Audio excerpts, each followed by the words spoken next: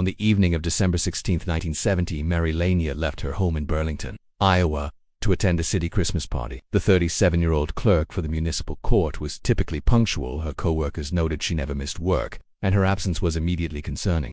She was last seen around 8:30 p.m. afterward, reportedly accompanied by a friend for drinks in a nearby town. That friend claimed he dropped her off later that night. The next morning, Mary's 1966 Chevrolet was found locked with the keys inside. Bloodstains across the seats and a white shag rug warned family item dripping in blood. Her purse was missing. Later, her coat was found caught on a fence, and then her body was discovered floating face down in Long Creek beneath a bridge near Lover's Lane.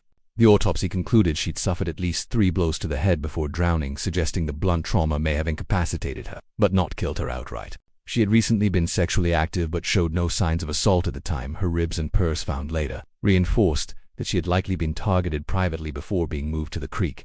Investigation concentrated on 2 main suspects, her husband, Marvin Lange, and a man with whom she had an extramarital relationship, Charles Robert Hudson. Marvin had early involved friends, the Googler brothers, to follow Mary on the night in question, and even granted police access to their farm. He reportedly collected $2,000 from Illinois around the time of the murder, fueling suspicion. Hudson denied involvement and passed a polygraph, but appeared to be the last person seen with Mary. Over the next 2 years, more than 175 people were interviewed, and 31 pieces of evidence including fingerprints, blood, the family rug, and mud were analyzed by the FBI. However, procedural complications, lack of clear forensic links, and conflicting theories led investigators to stall. By February 1971, local prosecutors and the sheriff's office clashed. Some wanted to move forward with charges, believing they had a strong case. Others worried about constitutional limits, suspecting any prosecution might not hold up in court. The conflict was never resolved, and the case gradually faded into cold case archives. Decades later,